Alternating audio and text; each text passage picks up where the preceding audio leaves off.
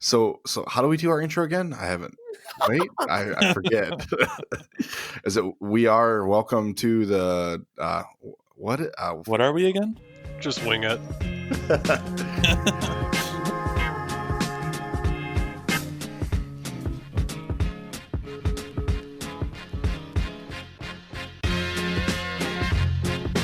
Welcome back to the Dew Sweepers podcast. We are live from the Greenside Bunker studio.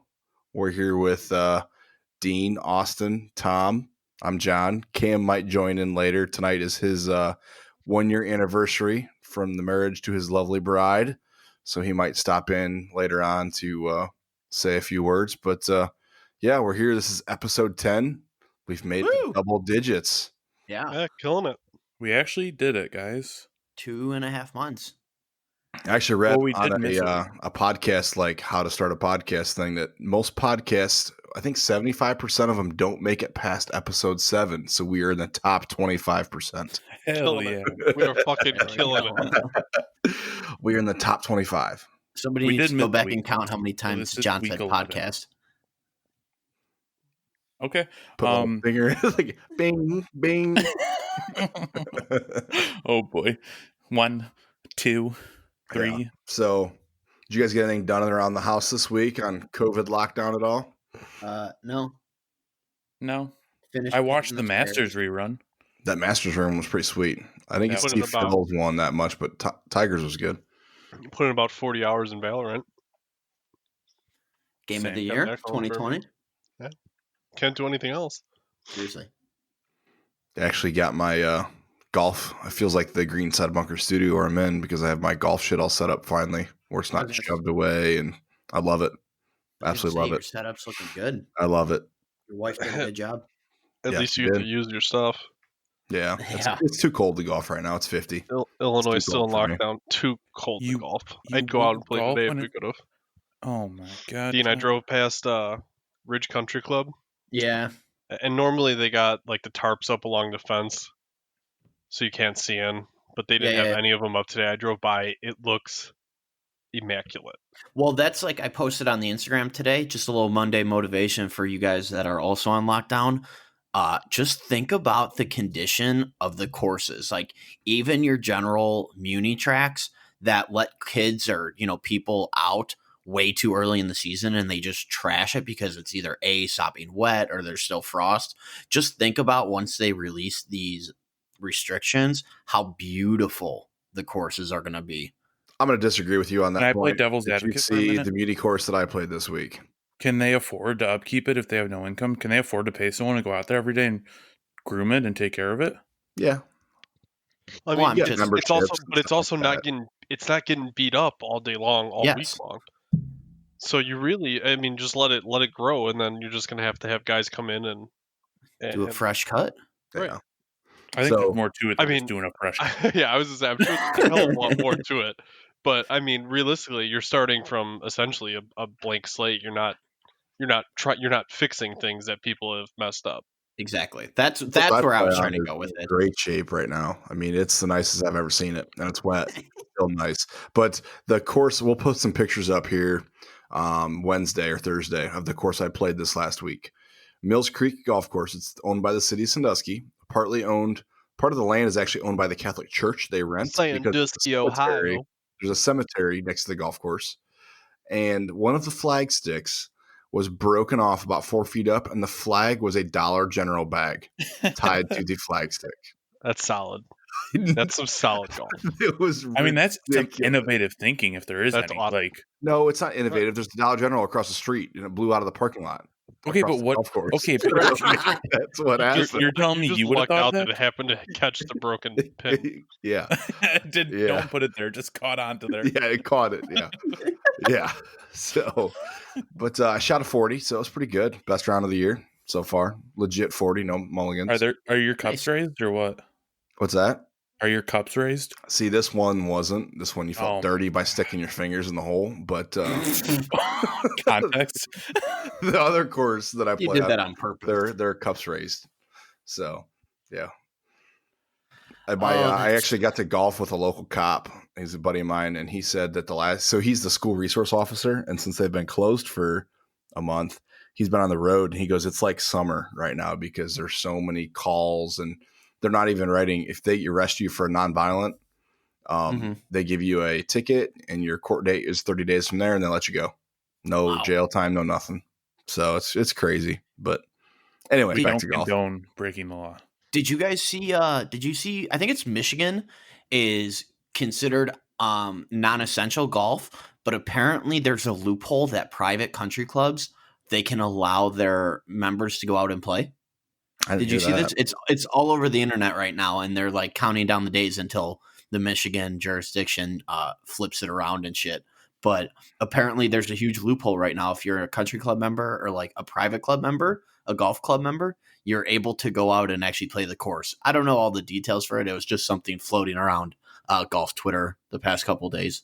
I also know Michigan, they allow you to kayak and canoe, but you're not allowed to take your powerboat out in the water, because my wife, her headquarters is for her companies in Michigan. So yeah, you can get on a canoe, you can go in a raft, but you cannot run a motor on the water. Well, to be fair, those sports are individual sports with, minimal human contact. Golf is a contact sport. What golf are you playing? I literally hate you. I hate you for your dumb comments like that. Have you ever been hit by a golf ball, Austin? Yeah, numerous times, right in the center of the forehead, apparently. No, I have not. I was hit in the chest once on the fly. Were you? I was driving. I was in a scramble. I was an intern for a company, of course, probably because I was an intern, hit a golf ball at me. But I was driving back to the group behind us to tell them that it was not play your own ball for a scramble. They didn't understand that. It was a bunch of farmers. And one of the guys in the group was messing around, and he hit a 60, and he bladed it, and it came through the front windshield that was down and hit me square in the chest.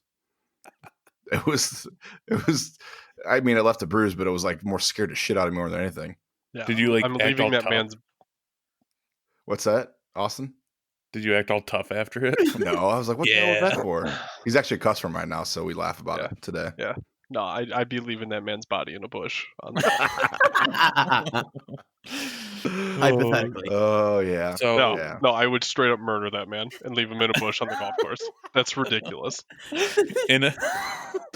Okay. I mean, granted, he was an amateur hitting a 60, so of course he's going to blade it. I mean. True. So you're in the wrong there. You should apologize to him for getting in his line. Yeah, okay. Right. So for this week's episode, we went to the old Instagram for a couple questions of what you guys want to talk about this week. And the first thing that popped up was your most embarrassing golf story. So, Austin, Dean, Tom, embarrassing golf stories. I mean, I could start this one off just strictly because I don't really have an embarrassing story. Yeah. It's just more so I'm not good at this game. So it's pretty much every time I go out there, I make some kind of embarrassment of myself. It's just usually how it goes. I'll do something fucking stupid. What a cop-out. It's not really a cop-out. He's a firefighter, Austin. He's not a cop. Right. I haven't played enough to be like, oh, this was I did so. No, I don't. I have no stupid stories like that. It's just every time I go play golf, something dumb is inevitably going to happen. Yeah, I agree. I don't know. I can't since I read that on the Instagram comment thing. I can't think of anything. So I have a kind of funny story. It was stupid on my end more so than embarrassing. So I'm sure you guys have seen the videos go around where like you unhook your partner's bag and then you drive off and it falls off. Yeah. So I was gonna do it to my friend, and I was so rushed I unhooked my own.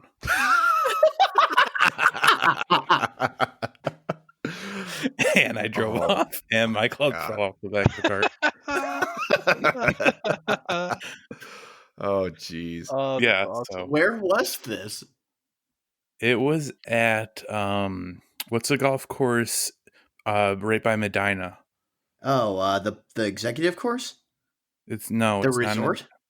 Yes. Pheasant Run. No. I don't remember the name of it off the top of my head. But yeah. It's a bonehead move. Yep. Definitely a bonehead move. Mm-hmm. So, Dean, what do you got?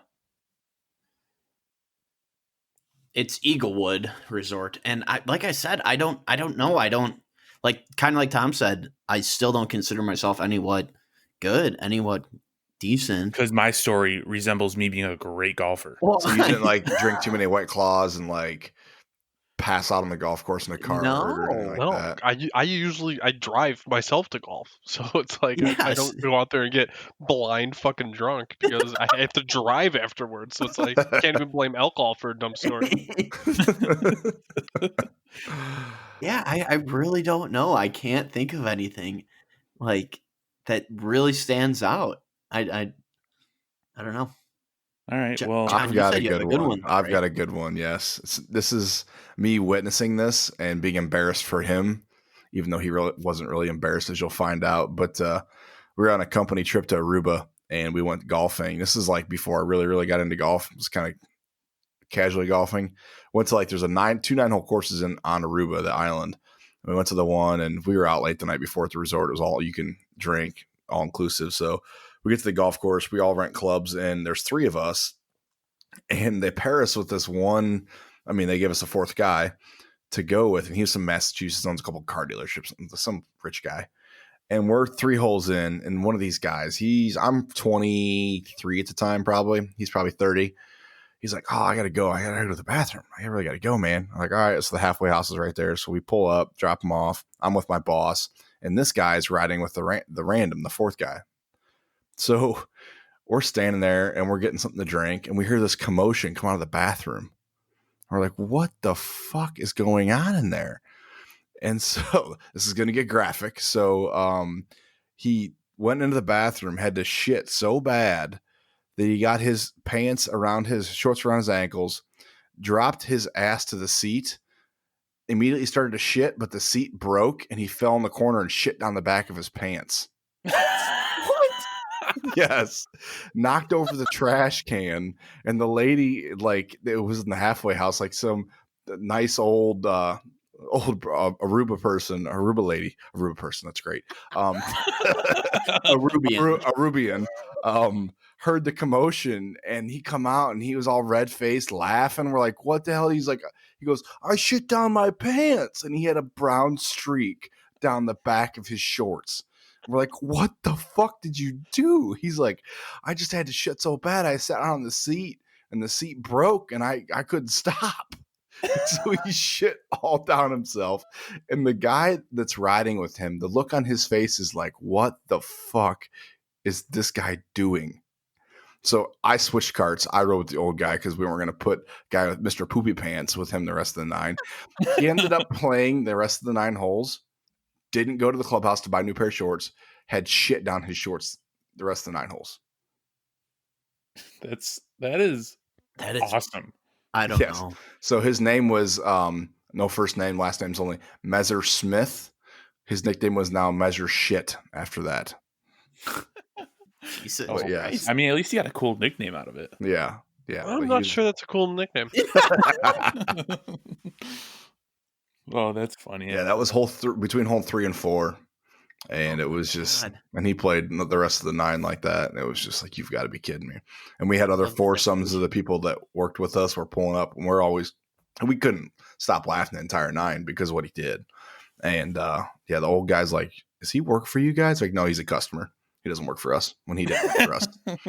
So that's my embarrassing story. So do you have a story of yourself though? So that's a third party, getting too drunk on the golf course at a scramble, and I dropped my steak on the floor at the steak dinner one day. And me and 3 other buddies, we played in the scramble for the first time. It's on the first weekend in August every year. And it's all you can drink. They put 4 kegs on the course or cans, whatever. And all of our, at the time, girlfriends, well, one was married out of the 4 of us. We're all still friends today. They dropped us off in the morning. We're like, oh, we'll be fine. Don't drink too much. We got so obliterated that I've got videos on my phone of us shotgunning beers at the green of the 7th hole. We were riding on backs of carts going on it was literally a shit show. And we got back and got our steaks, and I sat down at the table, and I picked up my steak, took a bite off of it, and I hit my plate and I flopped my whole plate over the floor. Put the steak back on the plate and continued to eat it. I was like, you know what? I'm done. I'm done. So that's hilarious. That's my embarrassing one. How much was the steak? Was it included? Yeah, it was included. It was like $75 or $80 a person. So that's actually hilarious. Yeah, we're taking Jello shots at the par 3. I mean, I've got videos that I'll show you guys. It was hilarious. Nothing malicious, just lots of alcohol consumption was all it was. Can we release one of these videos on Instagram? Oh yeah, I've got them. Yeah. Okay. Yeah, look Stay for that tuned to go this week. It was our foursome and the other foursome. We pulled up to the tee box, and it was 2 older guys and 2 younger guys. We're like, oh God, you don't know who you're gonna get paired with in the scramble. Like, they could be fun. They were literally shotgunning beers with us like 8 holes later. It was that's hilarious. It was pretty awesome. So that's always the best. Like, one of the most underrated things in golf is when you roll up to a course without a foursome. Like, say it's only 2 of you, and you get paired with just 2 awesome guys or girls, just like 2 awesome people that you have a great time with. Like, I think that's so underrated, and everyone always says like, oh, going without a foursome and you get paired with a random. Like, sometimes that random is fucking awesome. I've had randoms though that were horror stories for other scrambles though. Like, so me and my wife, my sister, and her ex-husband, we all went and played a scramble, and we got paired with they were all in their 70s. Oh boy. So it was like, oh, okay, not really the most fun, but we'll make fun out of it. But no, I mean, it's all over the place with scrambles. I love scrambles. They're so much fun. You do stupid shit with your golf shots you shouldn't do. It ruins your swing for the rest of the next 2 weeks, but it's fun. I think scrambles, and then even like doing like a fun match play with your friends is a lot of fun. Yeah. Because like match play, you're not thinking about your whole round. You're thinking about winning this hole. So, you'll take a bigger risk, because if you win that hole, if you lose that hole, it doesn't really matter. Yeah. Tom, you ever played in scramble before? No. I feel like Tom would eat scrambles alive. Tom would just be the long ball. Tom would be your tee ball. Yeah, absolutely. That's all. As long as you could keep it in the fairway, that would be like the perfect like person to have in your group. Well, we did. So we played in the scramble at the shit show last year at Codcat. Yeah, I guess. Yeah. And in the second 18, it was me, Tom, his dad, and Cameron. So on hole 1, did you guys win? No, I think. Don't even think there was scores being kept. Yeah, I don't. That we was were one of the playing instances good, where I was blind drunk at the end of it. We played really well though, actually. But on hole 1, I vividly remember Cam and Tom both pumped drives down the middle of the fairway. We went with one of the two; it doesn't matter. And then we chip onto the green, and we're all playing our own ball. And Tom chunks his putt. So talk about embarrassing stories. He literally pretty embarrassing. Digs up a chunk of the green in his putt on hole 1. But again, that's par for the course for me. That's not like oh, that only happened the one time. No, I literally do something like that every time I go and play golf. Every time. No, it's just funny. Like, we literally have 4 looks at birdie on hole 1. Tom, I mean, he's like 40 feet out, to be fair. And he chunks the ball about 5 feet. So he still has a 35-footer for par. Dean, that's like when we played Ravislow, and I don't even remember what hole it was. And I literally, like, we're not even far out from the green, and I literally sky a ball clear over the green, over the fence, out of the golf course, into traffic. It was a 35-yard chip. No, it no joke. It had to be like a 70-yard, like, straight no wind shot. And Tom's like, I'm gonna hit like a nice easy like pitching wedge, because I don't think you have any like super lofted irons, like a 56 or a 60. I hit a 56. Oh. And it went hits a 56, 150 yards. I probably. Well, that's when we were playing so fucking hard. Tony, my future brother-in-law, and I look at him and we're like, dude, what the fuck are you doing? And he's like, I just don't know. He's like, I don't know. Well, that's like we were playing Bridges of Poplar Creek. It was me, Dean, Tom, and I don't remember who the fourth was. And this was one of Tom's first times ever playing. And okay, maybe Trevor. And this was Tom's like first time ever playing golf. And so he doesn't like hit clean shots often. We're on like hole 8 or something, and he has maybe like 120 yard, like easy shot in. And he's like, what would you hit? Looking at me, I go, yeah, I'd hit just like a full pitching wedge, and it'd be pin high for me. This is a good number. So he pulls out his pitching wedge, and he catches this thing perfect. Like the best contact he could have had if he were a pro, and he sends it probably like 170 yards. It cleared the green and just kept going. Like, it went over the green before the apex of the ball flight. It was gone. But Tom's like, that's what that feels like. Wow. But yeah, I do. Yeah, I mean, there's been so many times where it's like, if I hit shit pure, it's game over because I have no idea what my yardages are. Like, it's so bad. It's so bad. I have a picture either on my laptop or on my camera, or it might be on my phone. One of Tom's backswings, I swear to God, it looks like John Daly. The club head is like at the ground on his back foot. I got to see if I can find this. For the record, it is not that bad anymore. I have cleaned that up immensely. You know what picture I'm talking about, right? But yeah, no, dude, it was like, I mean, it was hockey slap shots. Oh, jeez. Oh, I gotta find it now. All right, now we're going to jump over to our interview with New York Times bestselling author Tom Coyne. All right, we now welcome on a man that I think actually needs no introduction at all, a two-time New York bestseller, on top of a million other accolades, Mr. Tom Coyne. Tom, thanks for taking a couple minutes out of what I'm sure is your extremely busy day to chat with us. Guys, thanks so much for having me on. No, I'm psyched to have something to do. Not that I don't have other, I'm working on the America book and other things like that, but it's nice to have something on the calendar. Say, all right, an appointment, something to make sure I don't miss. So thank you. Yeah, no, absolutely.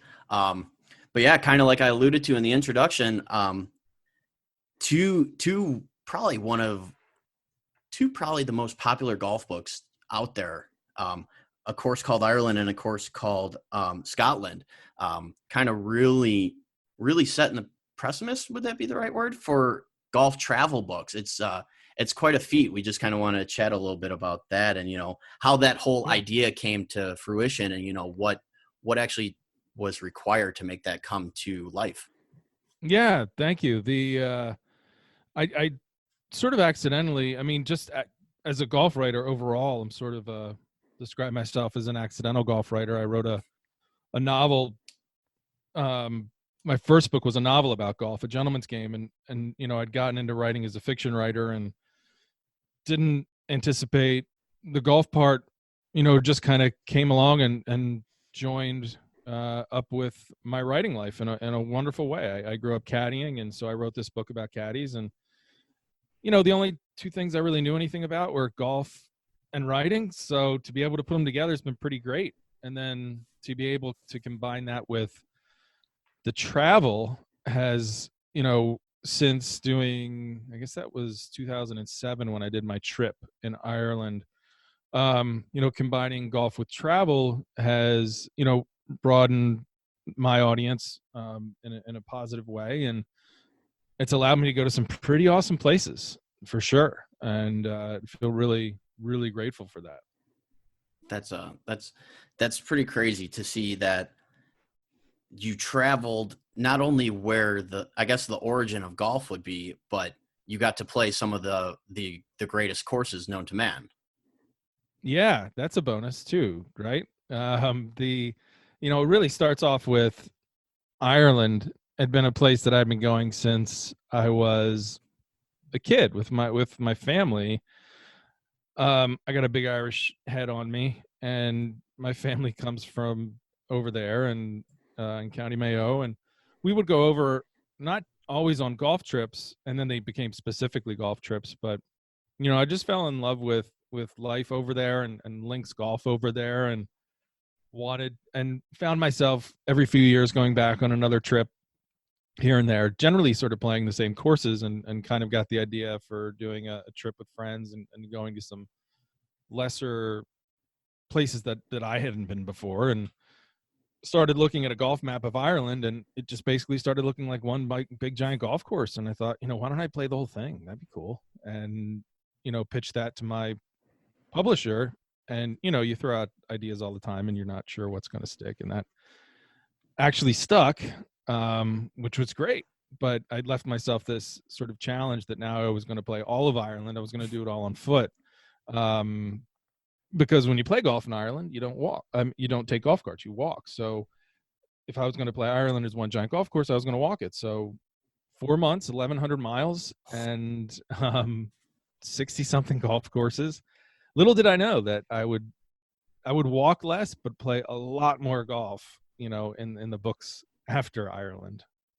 That's incredible. So now, were you limiting yourselves, to maybe one round if you had a long hike after that round, or were you, trying to squeeze 2 rounds in at a certain course? How are you kind of divvying up your time?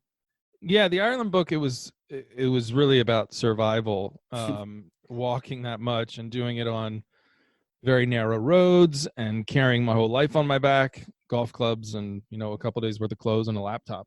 And so I would try to budget like walking days versus golfing days and not do them together. Smart. And I had, and I was walking the courses too. So it's like, all right, I don't want to add 7 more miles to you never get a break. The 20 miles I've already walked to get there. So, and I had so much time. I was married, but no kids. And it was just like, this was, I'd budgeted myself 4 months to do the whole thing. So I could stop in places and have, just a golf day and, or I could golf and like, okay, I'll walk 3 miles up the road to the hotel and sort of be on my way for the next day. I mean, it was really the planning and the logistics and mapping the whole thing out took the better part of a year. Especially because I was doing this before, like, I think now like every B&B in Ireland's probably on the internet, but 2007, there would have been definitely different time.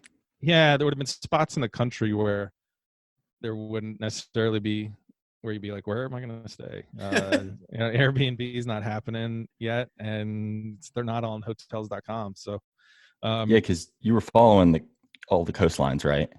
Yeah, I mean, I basically was doing a big loop around the country because I was only playing links courses, seaside courses. I mean, Ireland, has a lot of good parkland golf courses, but if you want to play the best parkland golf in the world, you come to America. I'm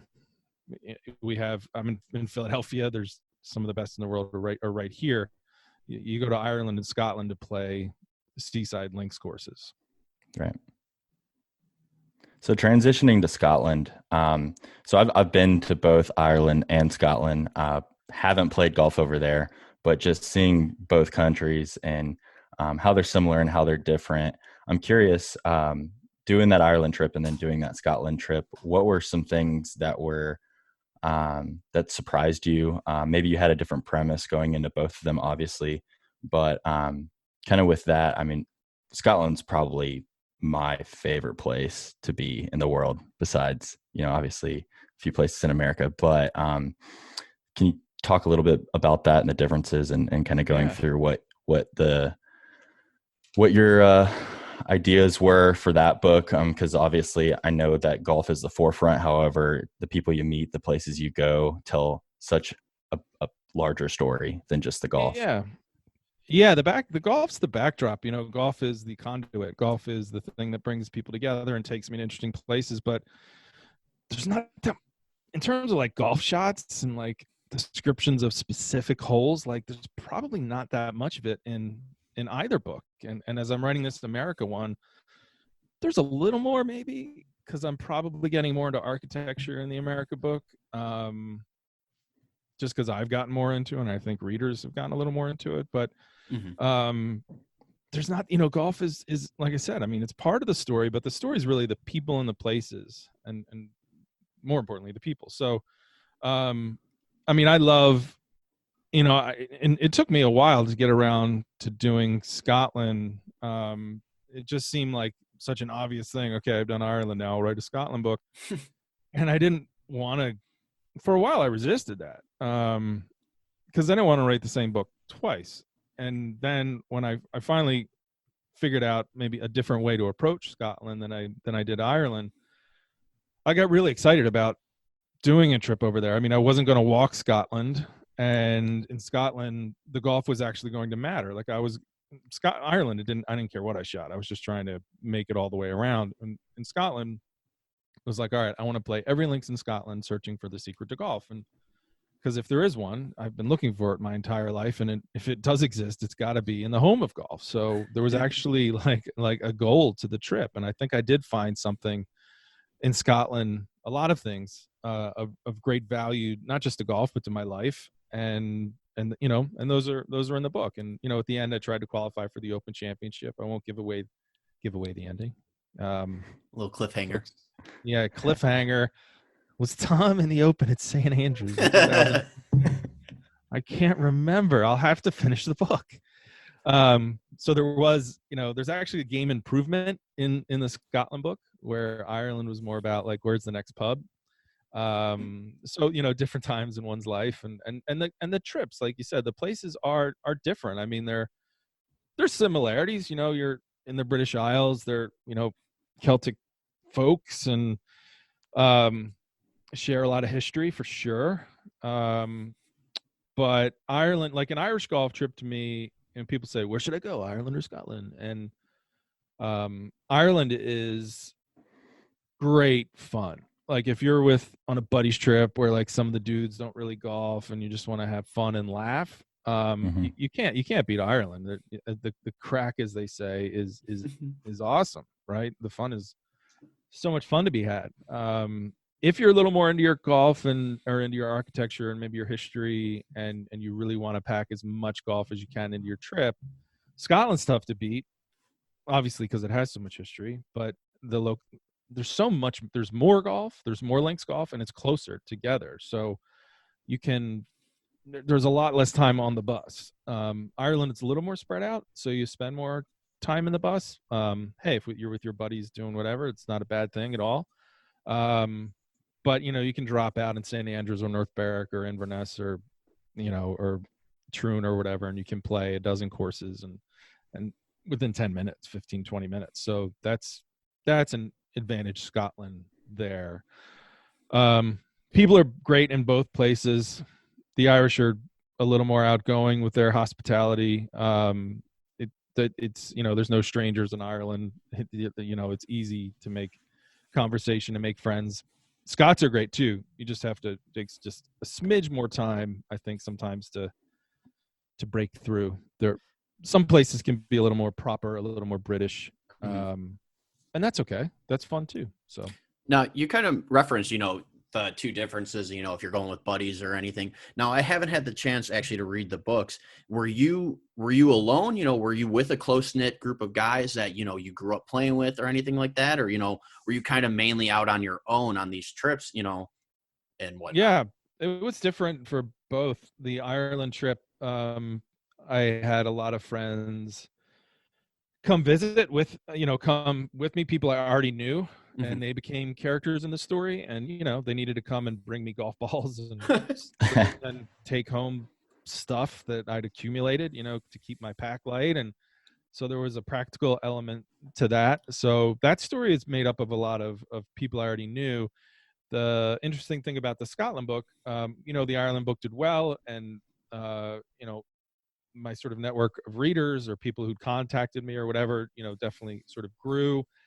And so I probably had a dozen people I'd never met before come travel with me in Scotland that I'd only met through email. And that seemed a little bit kind of crazy, but I also just felt awesome. Like, yeah, I'm like, that's going to be a good story, right? And to meet people that I didn't know. If you were like willing to spend the money and your vacation time to come meet some stranger up in the corner of the Highlands, like, you're crazy. And I want you to be in my book, because you're like me, right? You're golf crazy. And so it definitely helped identify some of those folks, and they became the book, and they became best friends too. I mean, there's still people my phone is buzzing right now with texts from 3 of them, that are just people that I've just kept in touch with since then. So I was going to say, after so many people, after a situation like that, they become what was probably be lifelong friends. You're spending ample amounts of hours together every day. Definitely understand that part of it. But I mean, golf bonds people and travel bonds people, and you put the two together, and I think it really creates connections that in my life, they those are my friends. That's how I make friends. The writing life is kind of lonely, but the golf and the travel life is, I've made great friendships that way. I'm sure. Now, you kind of alluded to it in the beginning. I don't know how much you want to give away or anything, but you got the new book, A Course Called America, coming out, what it seems to be labeled as a 2021 release. Do you have any maybe courses you want to tease or anything that are going to be included in the book? You got it's all over his Instagram. Yeah, go on my Instagram, and then but you still have to buy the book. That was so sick seeing that, because I've been following you, I guess, for about a year now, and I would see where you were going to be at next, and I'm in Knoxville, Tennessee, so was kind of looking around depending on the time and all of that. But it was really cool to see you take these pictures at courses that I've been able to play, in California and New York and things like that. And so that was really cool to see that firsthand as you were going through that journey. Social media became, it wasn't really did a tiny bit for Ireland, did quite a bit more in Scotland, but it was a huge part of the America trip. Alerting people to like where I was and sort of sharing stories from the road. And then by people knowing where I was, that allowed them to come out and hang out with me. Right. And come play golf. So, if I played with a dozen strangers in the Scotland book, I played with like 500 strangers in the in the America book. I mean, it's wow.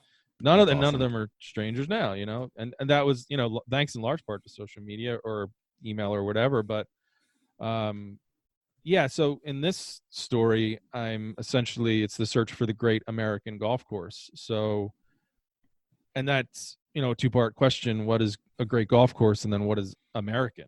Right. Sure. So those are the two sort of questions that I'm poking around at in this book, which means, I go to all 50 states, and golf. I play every U.S. Open venue, because I wanted to sort of tell the story of golf in America and the U.S. Open, the story of the U.S. Open and the USGA and those clubs. By visiting all of them, I think I am able to kind of cover the American golf story pretty broadly. And they also gave me sort of tent poles around which to build my itinerary, because it's such a, America, as we know, is a lot larger than Ireland and Scotland. So, so it was close to 300 rounds of golf, in a period of about 8 months. Wow. And I finished the travel right before Christmas, and good timing too, because it would suck to have to be doing that right now. I wouldn't be going anywhere. So it's a good time to have the travel done and working my way through the book. So it's been a lot of fun it's been fun to be working on it now and reliving and remembering, because it was so many people, so many places. I had so many miles, that thank God for my Instagram and all the pictures, just to remember, like, where the hell was I in July? Right. Everything can bleed together for sure. Yeah. But I can go back and look at those faces or the Instagram stories and be like, yeah, such and such. I want to tell their story. So, it's a ton of material. It's a different book in that, like, all the good stuff made it into Ireland and all the good stuff made it into Scotland. That won't be the case with the America book. It's not all going to get in. There's just too much. And it's a really good problem to have as a writer. But there'll be days it's like, I wish I could write about that day, but it's not all going to fit. But the stuff that does get in is even better. So it's good. Kind of enhances it. So with all of that said, you've done working on your third. These are 3 pretty iconic places for golf. I'm curious as to what your goals are going forward, in the next few years, because you've spent quite a bit of your life doing this and kind of just in a different setting, obviously different intentions. But what are some of your goals going forward? Could be golf or non-golf related, but as a writer, are you going to continue kind of on this similar journey, or is there some things that you want to explore or things like that? Or there's a lot. There's a lot of things that I want to do. it's been fun to see the Golfers Journal thrive. And I'm a senior writer there, and I do their podcast, and so my role there is gotten a little bigger over time, and I'd like to see that continue and continue to help that platform thrive. It's just something I love and really believe in, and so that's something that I want to keep writing for and keep finding good stories for their podcast as well. And in terms of books, I'd love to get back to writing fiction, because I started as a fiction writer, and my first book was a novel, and I haven't really written fiction since then. And I know my wife would love that too, because it wouldn't require me to go disappear for 6 months. Right. Yeah. So I'd love to do like a golf novel again, or maybe even not a golf novel, but we'll see how that goes. I mean, in terms of the travel books, I mean, I kind of think of this as a trilogy: Scotland, Ireland, and America. I could do, and in the Scotland book, I go to England and Wales too, so I kind of knock that off a little bit. I mean, yeah, everyone's suggesting or asking if I'm going to do like Australia, New Zealand, and I guess that would be the gap in my resume for sure. And I do want to do it. I don't know if it's a book or not. Maybe it is. It'd be pretty wild. Yeah, it'd be great. And and then there's other places that there's a lot of interesting. I mean, Vietnam is really hot right now for golf development, and that's definitely going to be a huge destination in the next 15 years. But is that an article? Is it a book? I don't know. So there's so many good stories still left out there to tell. But in terms of my writing, yeah, I might pause on the travel for a little bit, but sure. It's at the same time, I still run trips every year. To do you have an annual trip, or? Yeah, I have a thing that I do called the Coyne Cup. Where this will be our 5th year if we go in August, where we go back and forth between Ireland or Scotland every other year, and we do like a Ryder Cup thing with friends and readers, and it's grown to where we've had 60 people on the trip. Oh wow. that fly over and join us, and we have 2 buses, and we do this big to do, and it's the characters from the books are on the trip, so it's super fun if you've read the books. And so I doing stuff like that, running more trips, organizing trips for people. So I'm busier in the travel space as well, and so that's something I'm probably gonna keep developing that as cool. the years. Because you've also been a professor, right? I am, and that's currently. I forgot, because I've been on leave to do the America book, and it's like, and since nobody's in school anyway, yeah, you'd almost forget. Yeah, I'm a full-time tenured professor of English at St. Joseph's University, so there's that. But like I said, I've been on leave since my travel started, and I won't be going back until the spring semester. So 2021. So okay. So got some time. It's been off the radar for a little bit, but yeah, I do that as well and love it. And when the time comes, I'll be excited to go back for sure. Kind of jumping, definitely. Yeah. Kind of jumping back to what Cam was saying, that these walks, these trips, kind of all blend together.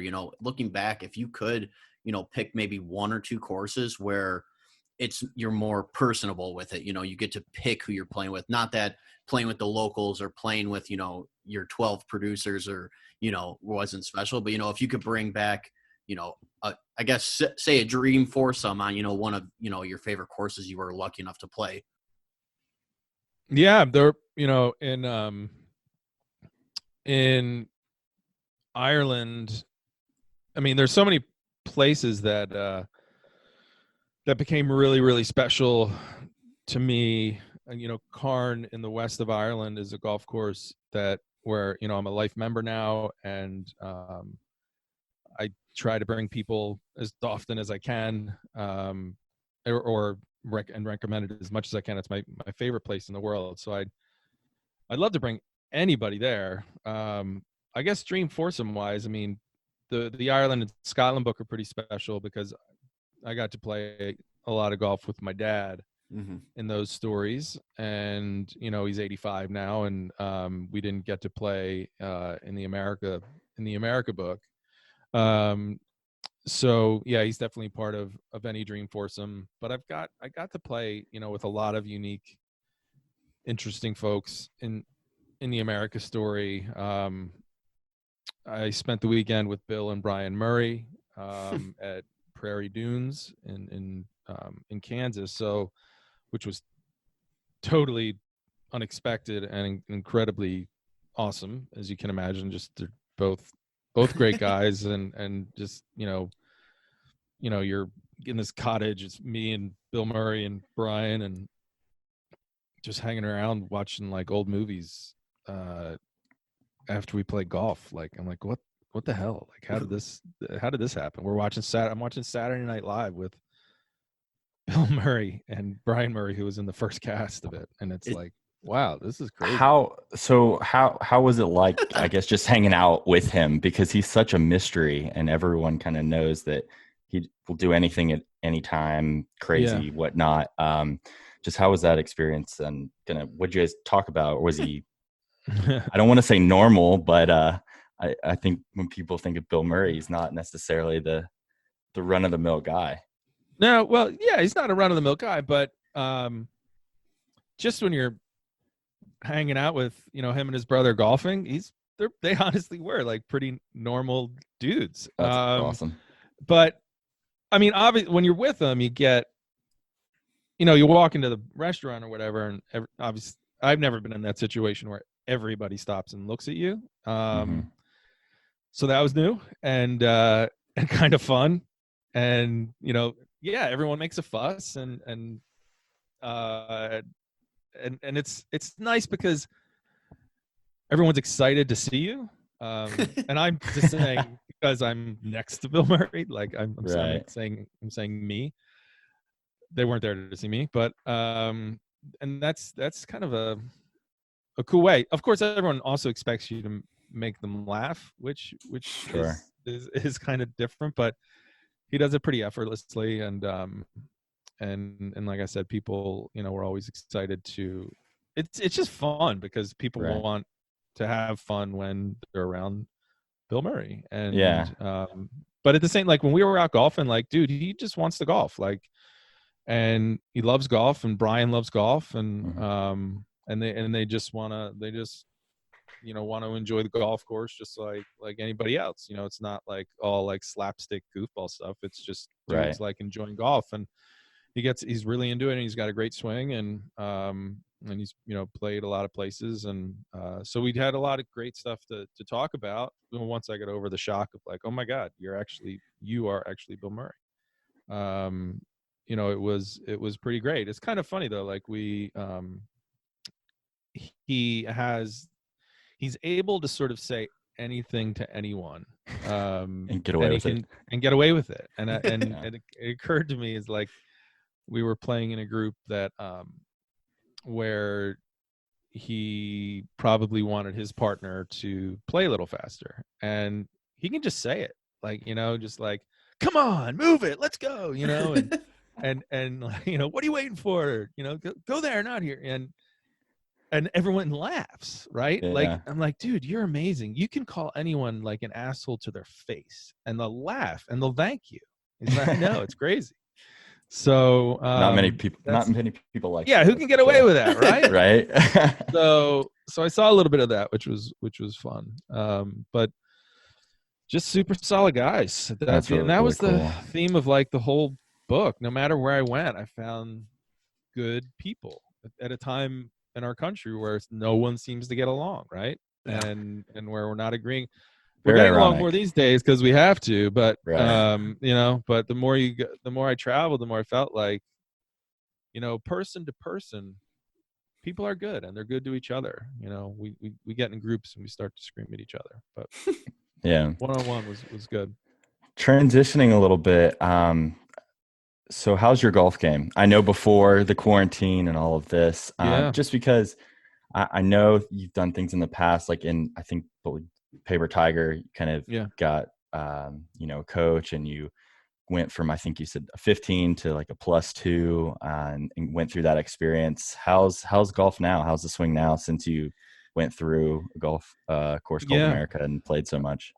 It went up and down. based on probably exhaustion levels.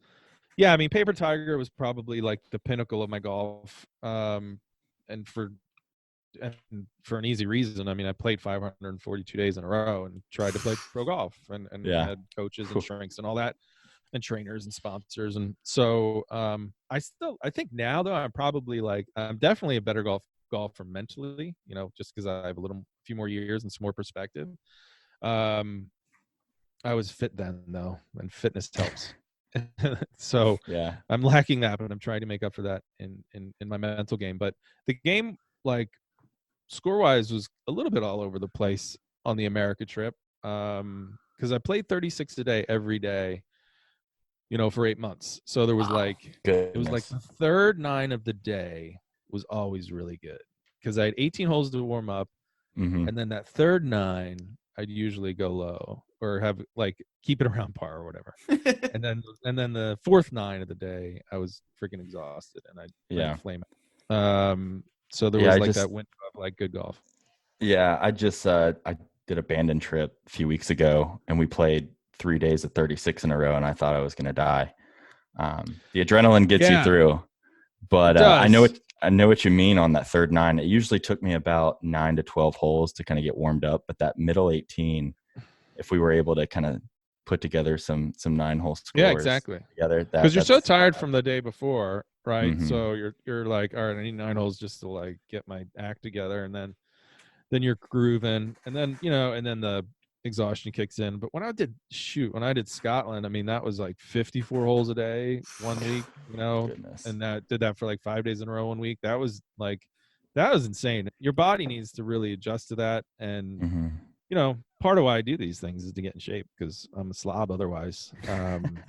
It's really the only time I lose weight or get some healthy kind of, just from walking so many miles a day. And so it's tough with this virus business. But yeah, I did get in better shape doing the America book, and about a month in, I think my handicap got down to a 0.5, and now I think it's a 2.8 or something right now. But who's posting scores? So who knows what I would play at right now. But I was going to say, you kind of going to be deadly, because I'm chipping my ass off in the office here. I have my own qualms with the handicap system, but the short game should be.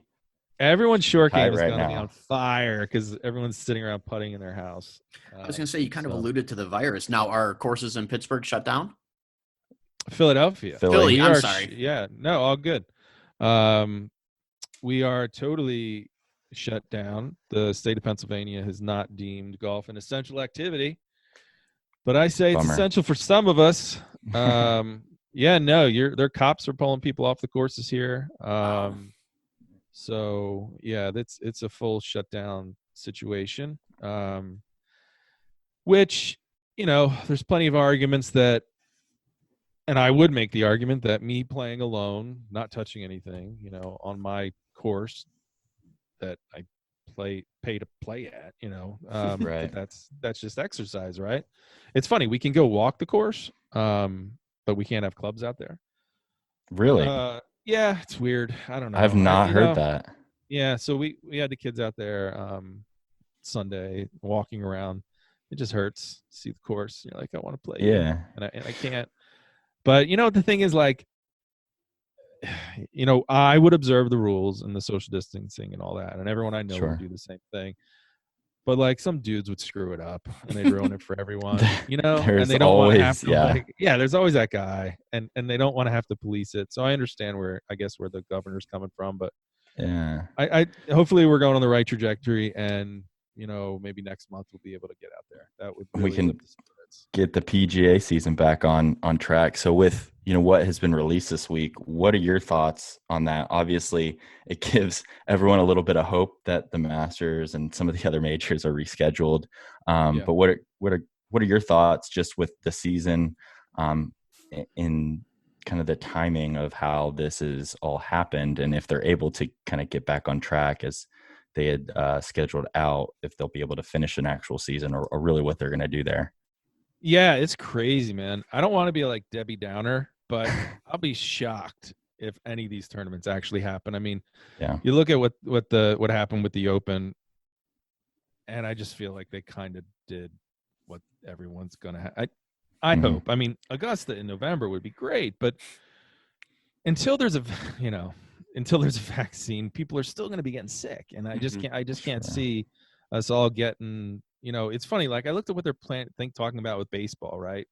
And playing all the games in Arizona, no fans, 7-inning doubleheaders, like crazy stuff. And I think if golf wants to actually get these tournaments done, they're going to have to go that direction. I can't see how there's going to be able to be crowds. No fans. You know what? I'm cool with that, because like, how many tournaments have I played in? Ain't a damn person watching. You know what I mean? And I'm nervous, and it's legit. It's the qualifier for the Philadelphia Open or whatever. And or Q School. Stage 1. There's no fans. Like, so these guys have played. We've all played important golf with a lot on the line where there wasn't anyone watching, and I'm okay with that. So as long as I can watch it on TV, that's, I think, how it can happen.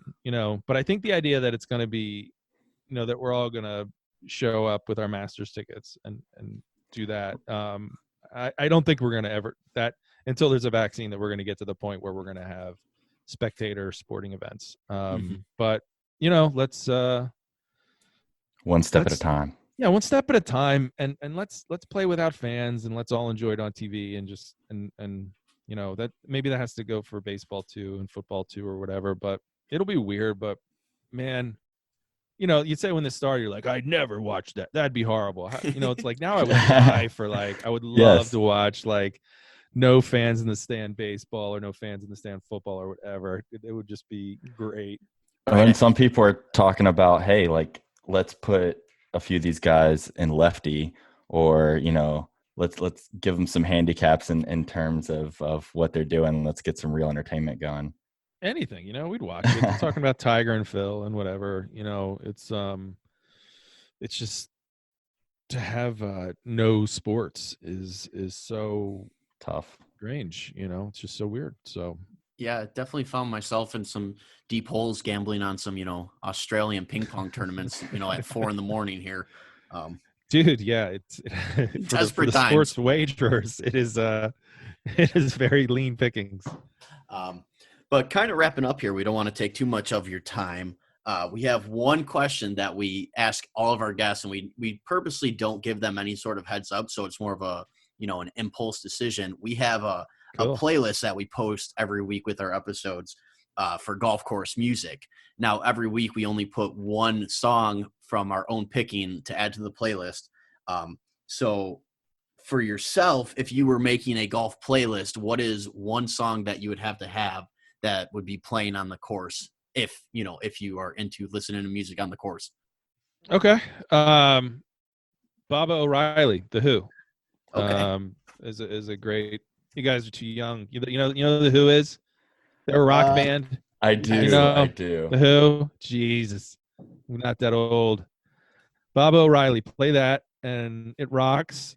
It's a slow build. It's an awesome jam, and that always gets me pumped up. I'm not a huge music on the course guy. I'm not really against it, but I wouldn't like bring my speaker to have it. So like, if it's there, it's great.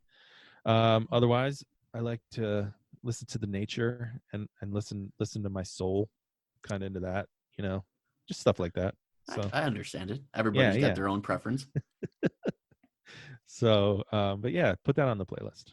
That will be included. We will. So every week we also throw up a poll. So we'll have to let you know how old our demographic is, if anyone else recognizes it. Yeah, exactly. Baba O'Reilly. As soon as you hear it, you'll know it. I'm sure. Yeah. All right, Mr. Tom Coyne. We do really appreciate your time sitting down and just kind of shooting the shit, talking about golf and everything else that a normal person would talk on the golf course. Thanks, guys. Appreciate you having me on. It's been fun. Yeah, absolutely. Hopefully you guys enjoyed that interview with Mr. Tom Coyne, brought to you by Dean and Cameron. We're now going to hop into some hot spits and loud noises. John, why don't you start us off? All right, so hot spits and loud noises for this week. So Mr. Tom Coyne gave us the pick Baba O'Reilly by The Who, which is a very solid pick that I can't believe hasn't made it on the list yet. In the interview, I don't know if you guys listened to it yet. He sounded so defeated when he said it, and Cam and I didn't pick up what song it was right away. I think it made him feel a little old. Really? Yeah. I guess that's like one of those songs that you don't know the name of it. Exactly. That's exactly what we said. And then you're like, oh, that freaking banger? Yeah. Yeah. We hung up with the interview, and I turned it on. I was like, God damn it. Now I want to call him back and be like, I'm so sorry. I knew exactly what song that was. Yeah. Yeah. So my pick for this week is we're all going to be Rickrolled. I'm going with Never Gonna Give You Up by Rick Astley. Wait, really?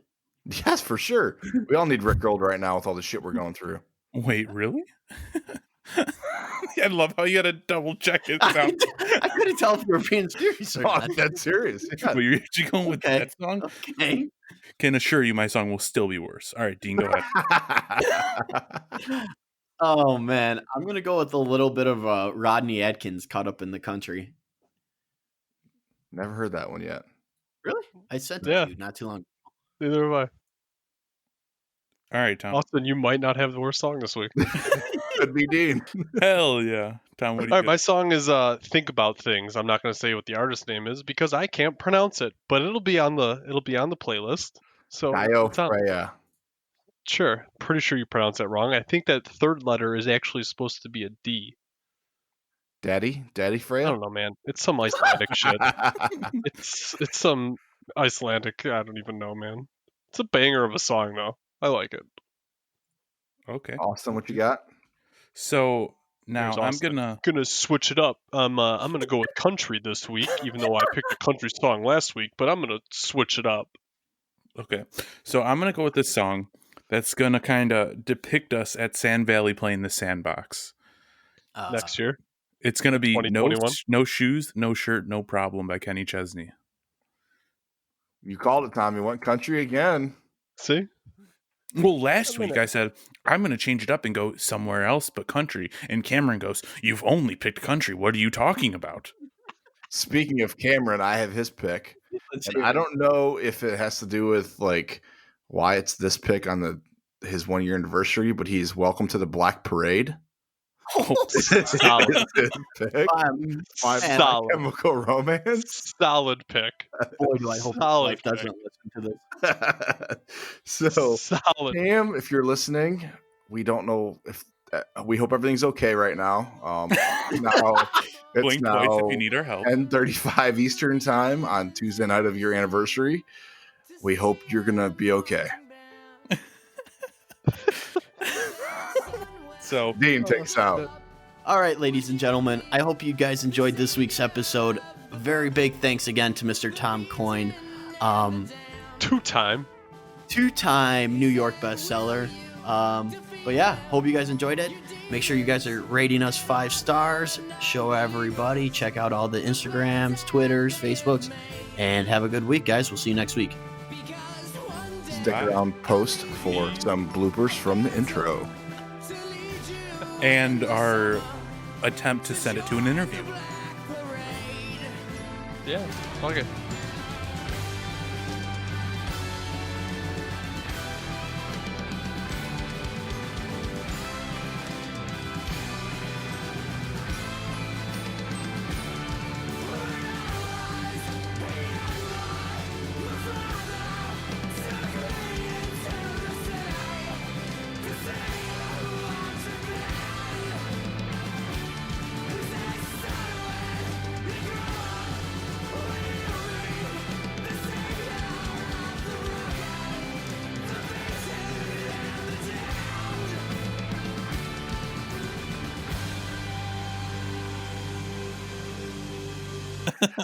Welcome to the Dew Sweepers podcast this week. We are live from the green side.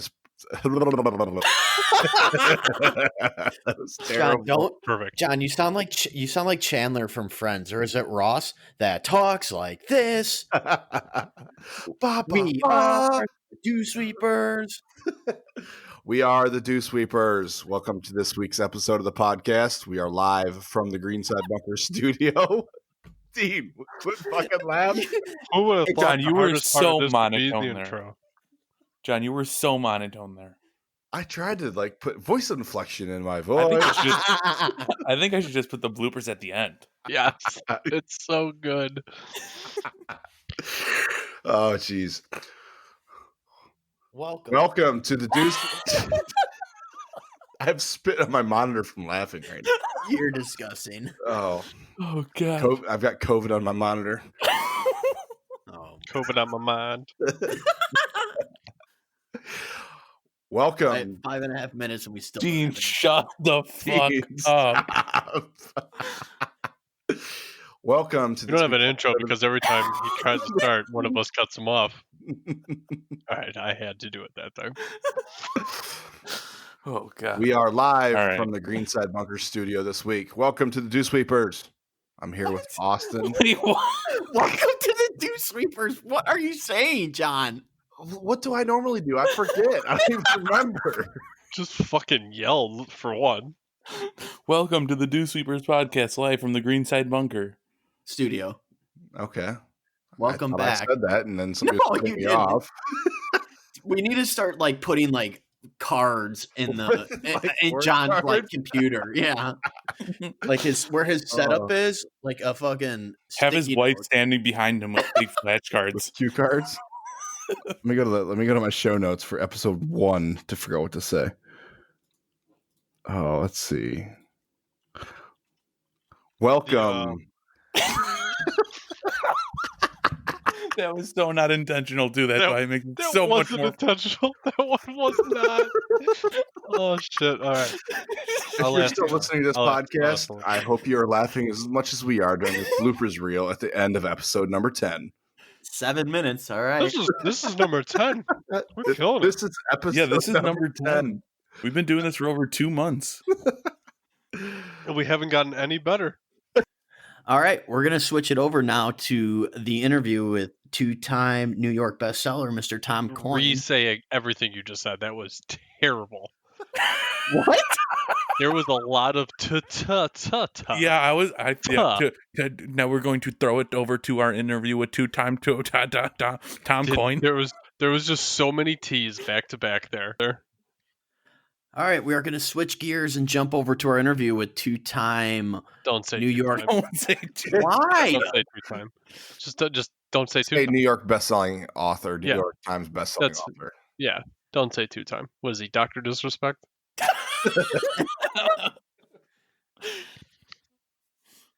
All right, we're now going to turn it over. Oh my God, damn it. So melancholy, Dean. See how hard it is? We're now going to turn it over to our interview with two-time New York Times bestselling author. We're not saying two-time. Don't even fucking even pretend that you're going to say it. Don't even say it. All right, switching gears a little bit. We're going to jump right in. Why are you yelling now? Oh my God. You were yelling. Yeah, you were. Switching gears a little bit, we're going to jump you cannot just. You're 5 feet away from your mic. You're switching gears now. It's like. Dean, you know how I know you were yelling? Melissa just said she could hear you from the other fucking room. Shut up, Melissa. And now we're going to jump into our interview with Mr. Tom Coyne, two-time New York bestseller. What did we say about the two-time? And why do we literally sound like you programmed a robot to sound like your voice and have typed a sentence in and they're just banging it out?